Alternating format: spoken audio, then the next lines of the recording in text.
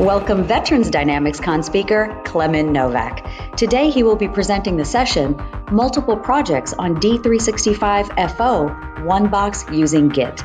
Please stick around after Klemen's session for a live Q&A.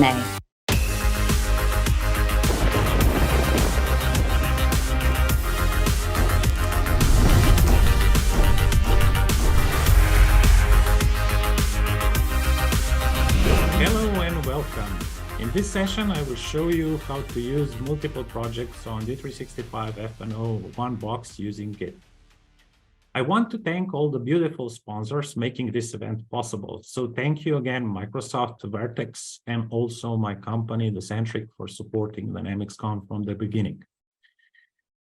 My name is Klemen Novak, and I'm CTO at Docentric, responsible for product development, internal IT, customer support, and services. I love the D365 community, Microsoft technology, and sometimes I still get my hands dirty and write code, write articles, and present on similar conferences.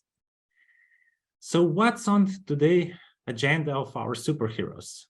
In the session, I will only focus on how to use Git with D365FO, and will not go into the whole application lifecycle management process, as it's a longer topic to cover. First, we will start with the crash course on how to use Git. Then we will look into how to get started with a simple demo. Afterwards, we will go into more complex things in the code lifecycle and discuss about branching strategies, pull requests, and finally, we will look at the demo, how to have multiple projects on the same development environment using Git. So Git is a version source control system designed and developed by Linus Torvalds back in 2005 for the development of the Linux kernel. Similar to other source control systems like TFS or Subversion, it manages your source code and enables a team to work on the same project while minimizing conflicts. Today, I will be using Azure DevOps, but you also have other options such as GitHub. It's one of the most used ones, GitLab, or others.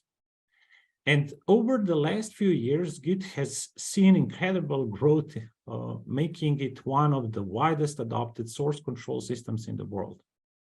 According to the GitHub latest public numbers, shows that it is used by more than 100 million developers, hosting more than 200 million repositories. So quite a huge number, right? So what sets Git apart from other source control systems is that it's distributed. This means that each developer has its own local repository and is committing changes locally, which is why Git is faster than other source controls. And the best way to explain this is to compare it to a non-distributed one like TFS. So in TFS, for example, you have a single centralized repository on the server where everyone first gets the latest version, solves the conflicts, and then commits the changes. The first commit is named number 1, the second one number 2, and so on. But Git uses for commit name hashes. So each time you commit changes, a new unique hash is generated. And the idea of numbered commits doesn't make much sense in Git, as there could be hundreds of different versions of the same repository on different locations and being pulled from and merged into each other. Here is an example through a short story. So Daniel started with the Git source control at one point, and then Sarah joined with the new feature. At the same time, Jessica started to work on a bigger feature where she is merging from Daniel's repository. Then John cloned Jessica's code and started to create his own version of the project. And along came Sam to help John on their joint version of the same project. So how is Git compared to TFS? Commits are push-based, which means developers are committing the code and the code gets promoted without checking if everything works.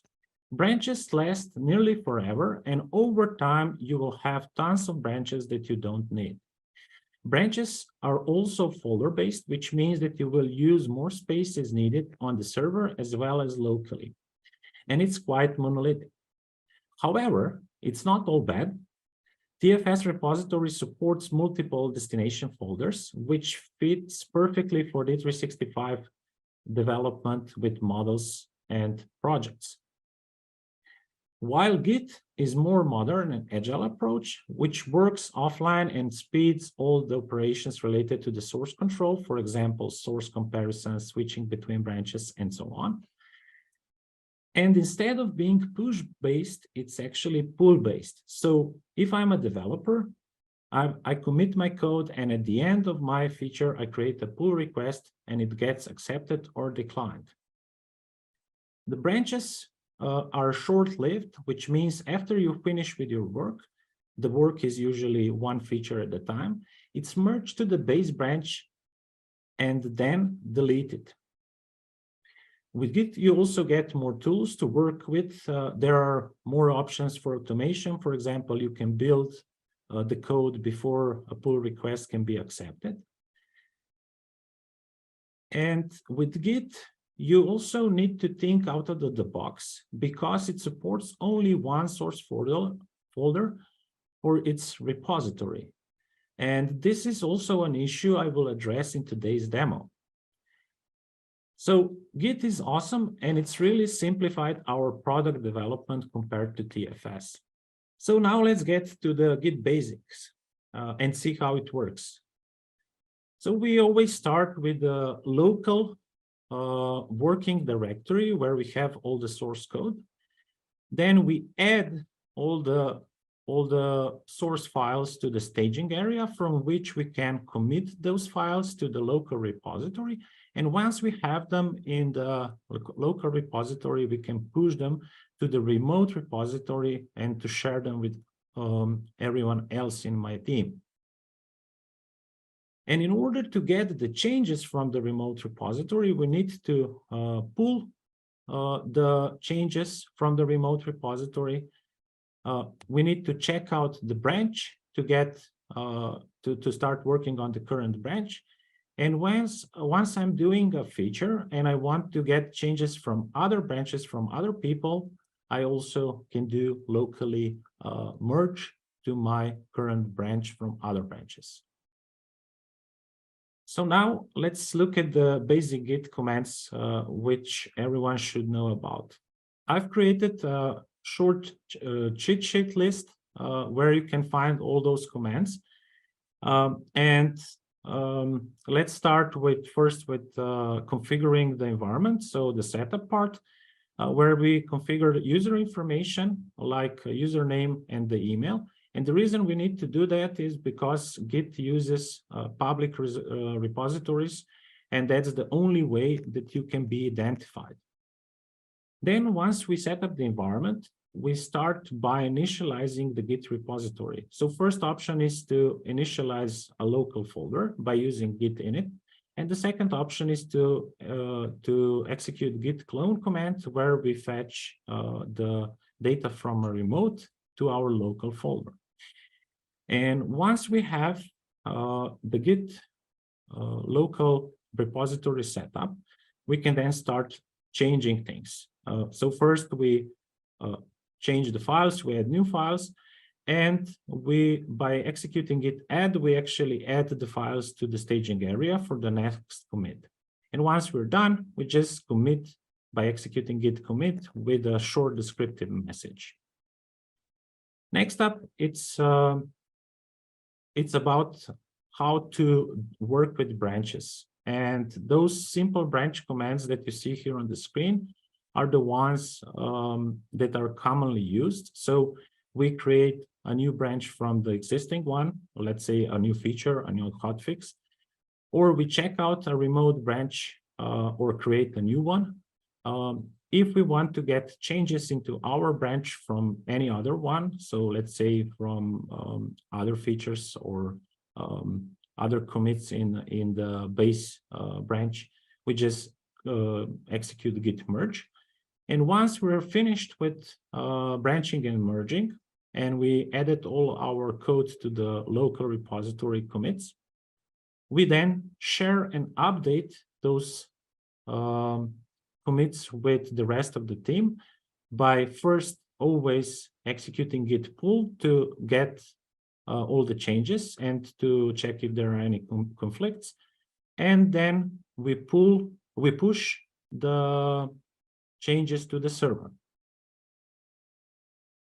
There are also a lot of other tools. So we now looked at the commands using git CLI, but you can also use UI tools to manage Git repositories like SourceTree, Tortoise Git, or as I will use later on, Visual Studio, and many other alternatives.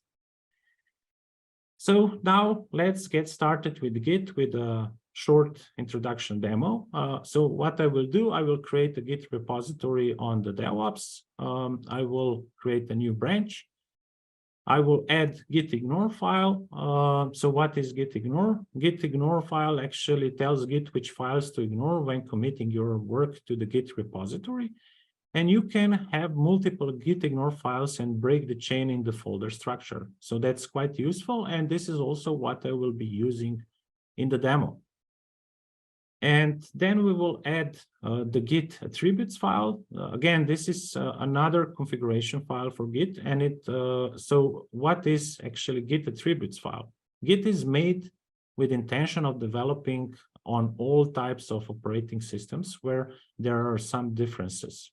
For example, handling lag and line endings and file encodings.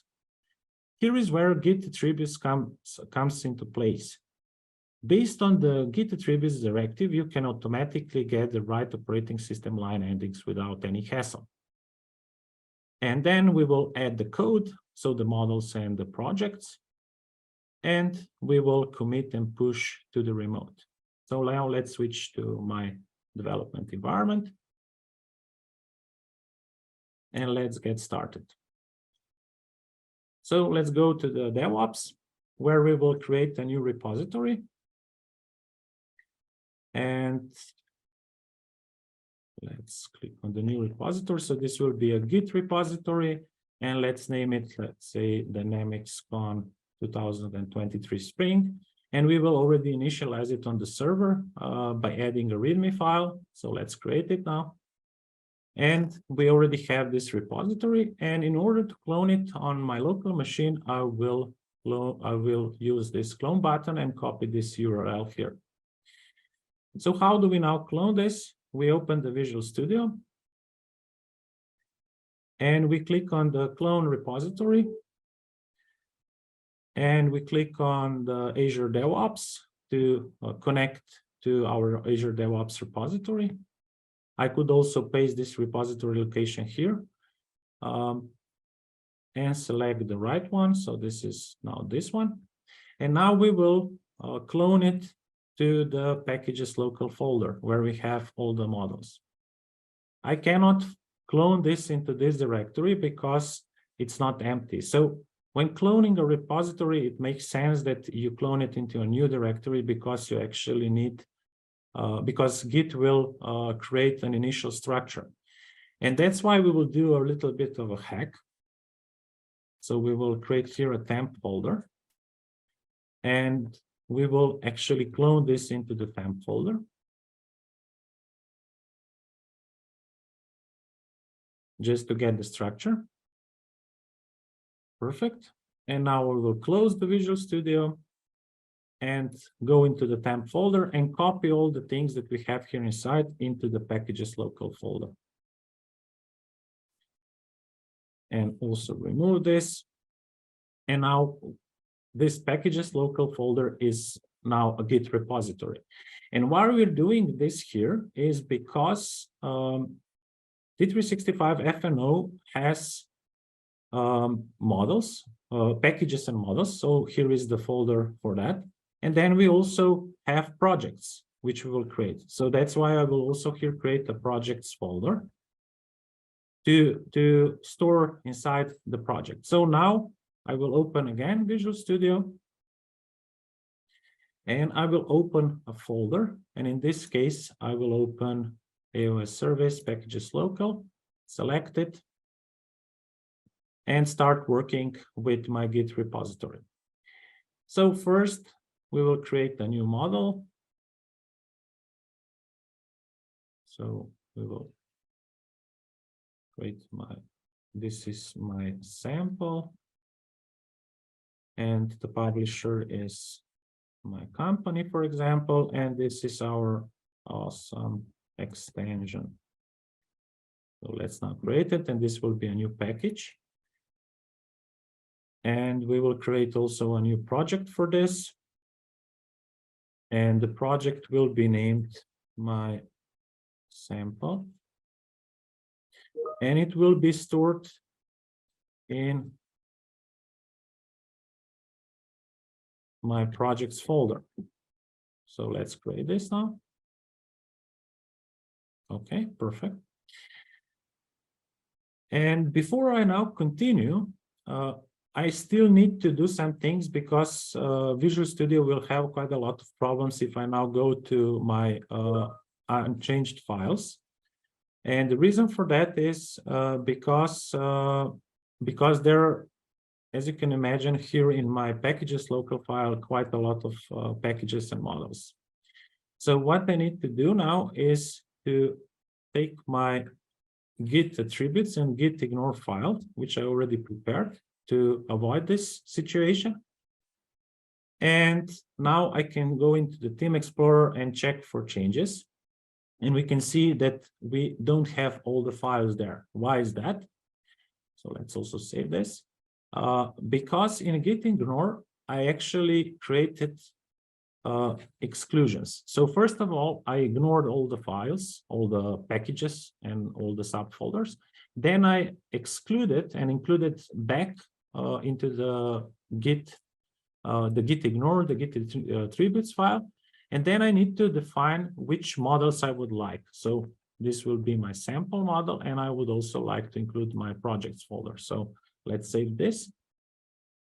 And still nothing happened here. Why? Because I just included this folder and this folder.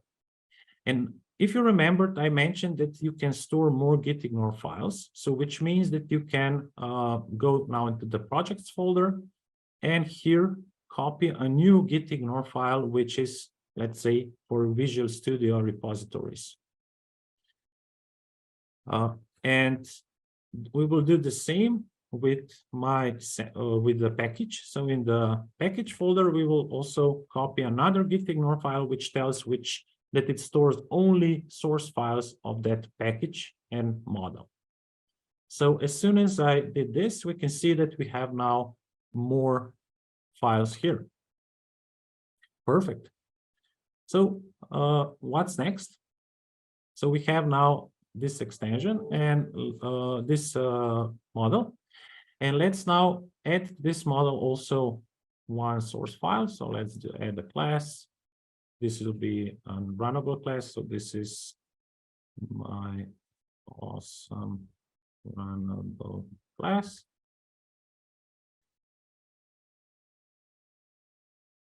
And let's add also an info message.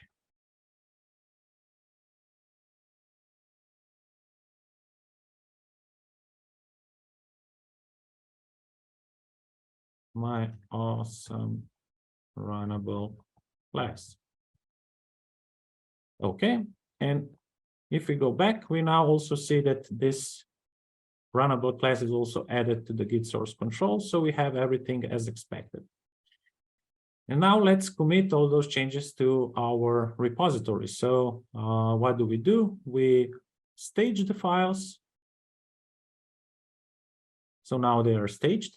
And now we enter the commit message, which will be committed on my main branch that we see here. But maybe we also have in DevOps a work item that should be related to this. So let's go back to the DevOps and go to our boards. And let's use, let's say, this work item. So how do we link it? It's quite simple. You just start typing the hashtag and you select the right work item ID, and then you write the short descriptive message, initial commit. So it's not really descriptive, but it will make the job done. And then we commit the staged file. And when we did this, if you remembered, Git is a local repository, so it's distributed. So the commit was done in my local repository, and that's why this message is here. If I want to sync to share my changes with the server. So if I again go on the server and check here in the repos and go to the commits, we can see that still that initial commit that once I initialized the repository. So my changes, local changes, are still not on the remote repository. So let's now sync this. And as you can see, I have waiting outgoing commits, which means that I could do another change. So let's say, and let's say we will add another message. So second one, save this. And again, we will go to changes. And again, stage that file. New message. And commit it. And now let's sync both of those commits. So as you can also see here, I don't need to have any connection to the internet to be able to commit things. And this is also quite useful because once I'm satisfied with all the things that I have done, I can then immediately push all the things, all the changes to the remote so that everyone else can see. So let me push this now.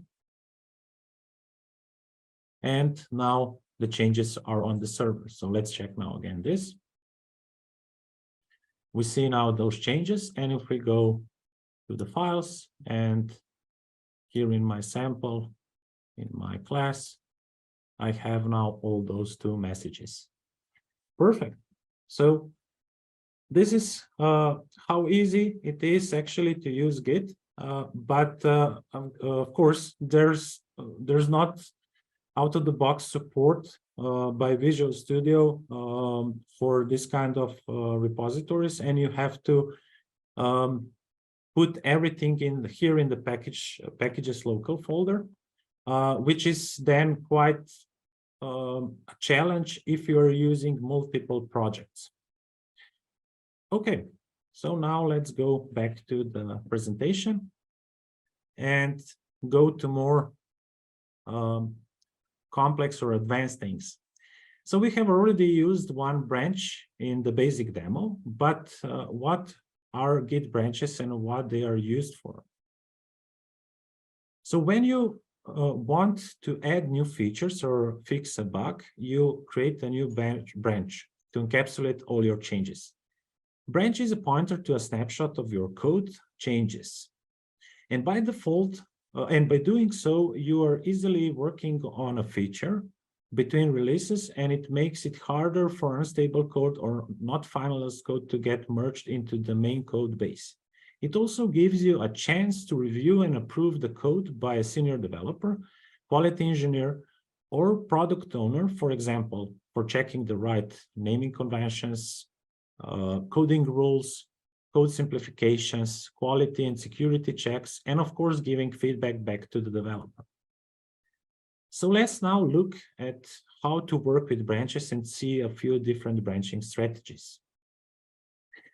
First, we will start with a simpler one, and this is the main trunk-based branching strategy, or you might have heard its other name called GitHub Flow. It's commonly used in GitHub projects where you are doing daily deployments. GitHub Flow is a great option for SI or VAR partners, especially if you're doing daily deployments and you don't need to worry about the past releases. We can still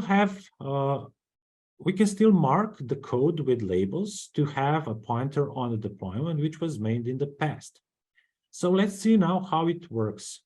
We have a single long-lived branch called main, or in older days with Git, it was also called master. We start with the feature 1, then we introduce a small feature 2, and we want to deploy it. This is why we merge it to the main branch and mark it with the label called 1.1. Then we start with the small feature 3, and we also added the feature 4 and created a new version 2.0.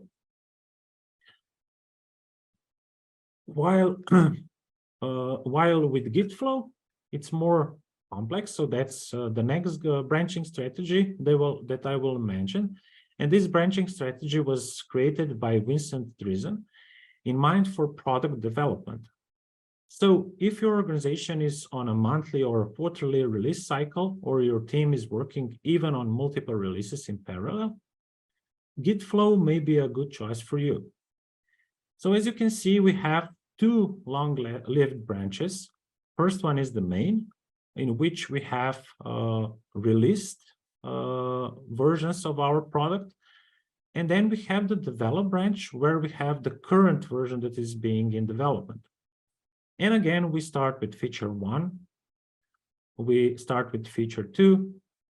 Then we realized that we had a bug in the previous release feature, and we want to create a hotfix. And we create from the main branch a new branch called v1.1, do some changes, and once we finish with that commit and merge back to the main to release that hotfix, the merge is also promoted automatically to the develop branch, so that changes are also applied to the next release. Then we start thinking about the next release, so the version 2.0.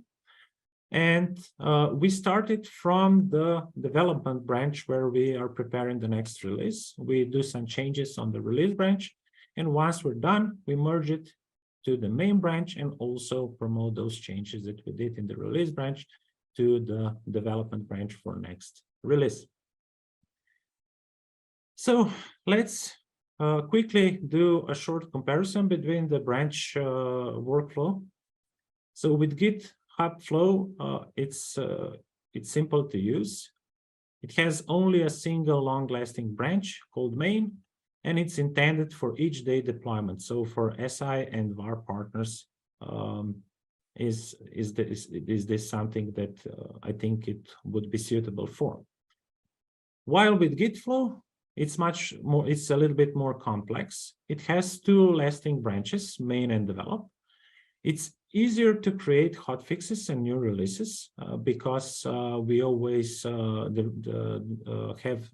difference on the main branch and on the develop branch. So we always know from which one we should create the hotfix and from which the release. And it's intended for product development.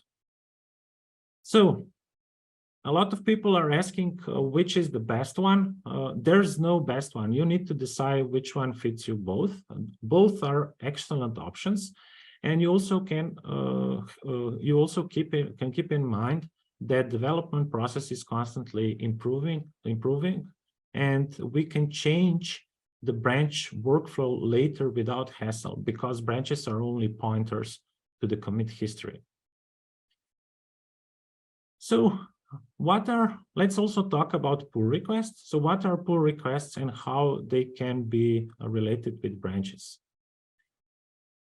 So we create a branch for the new feature, and we test the development.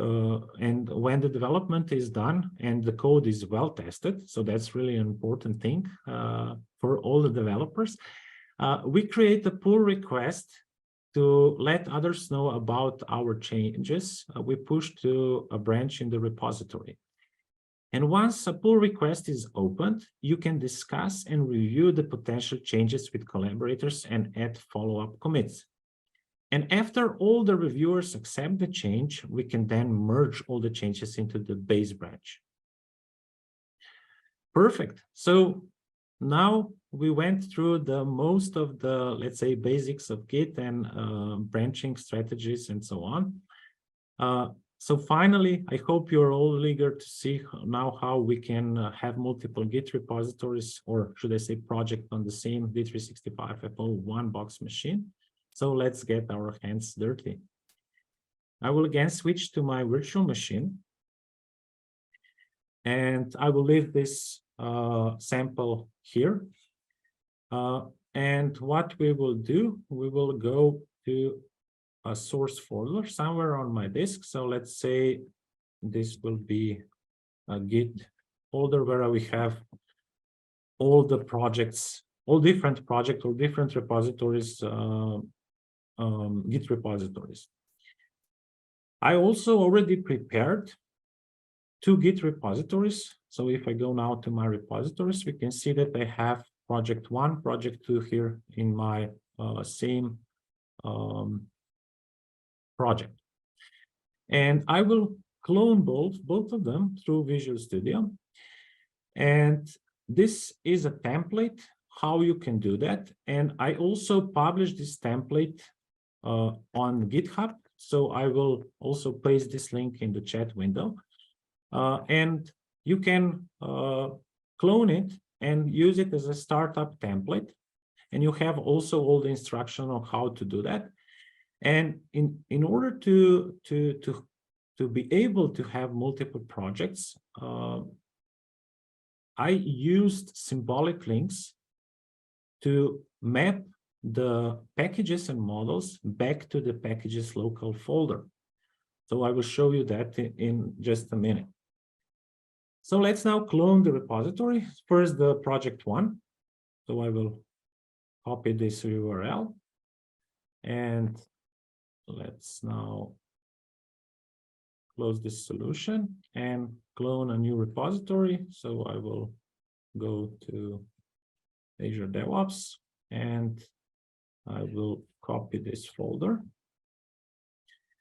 And we will first clone the project 1. And this will be the destination folder.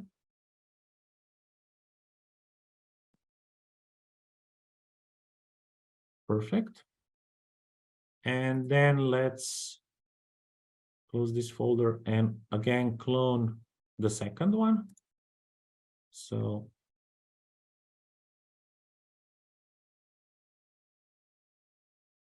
the second one is now project 2, and this will go to project 2 folder.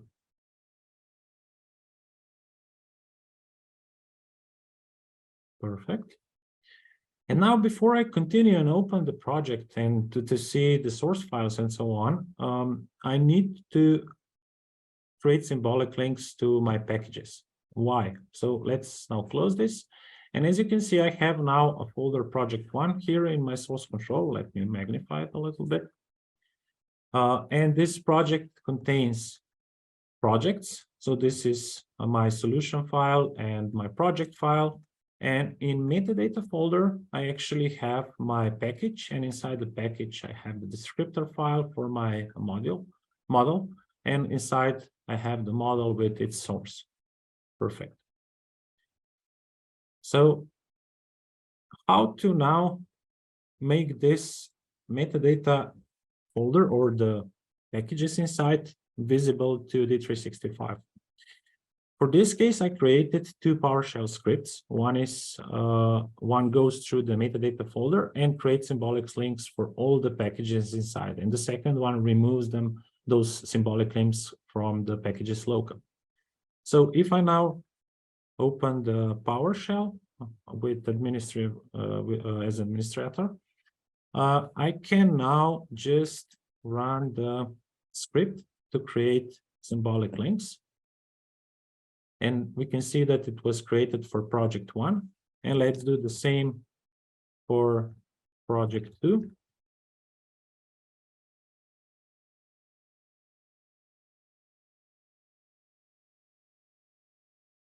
And we have created the symbolic links for project 2. And let's now check how that looks in our packages local. So let's find out project 1 and project 2. So as you can see, both of them actually now have this icon in the folder, which means that they are not actual folders, but to the applications on the file system, it seems that it's like that. And if I go now inside that folder, we can see that it looks like that it's like a normal folder on the file system.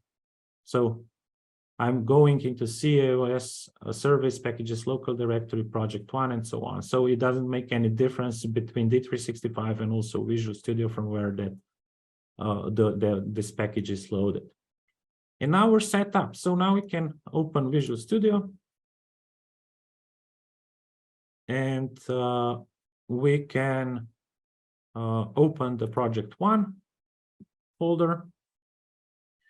And in this folder, we now have our solution. I could have more solution files. I could have more projects inside, and everything now works as it should. So here we have the project one runnable class. So this is this one. If I open another Visual Studio and open project two, I can develop different projects on my same OneBox development machine without any hassle. So let's make now a change here. Project two, new message. Let's commit this now. So stage.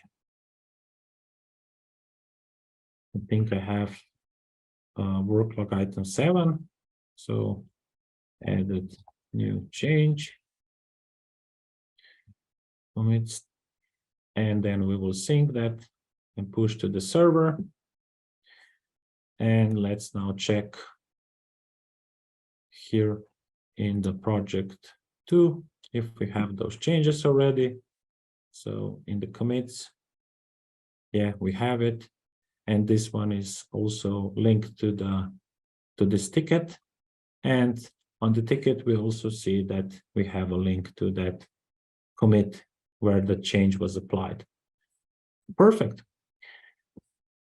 So yeah, there's a lot of things to cover related to branching and so on. But maybe just quickly to create a new branch to see how that is being done. So you can do that from the ticket by clicking on the new branch, and you just say this branch will be a feature branch, and it's related to PBI 7, another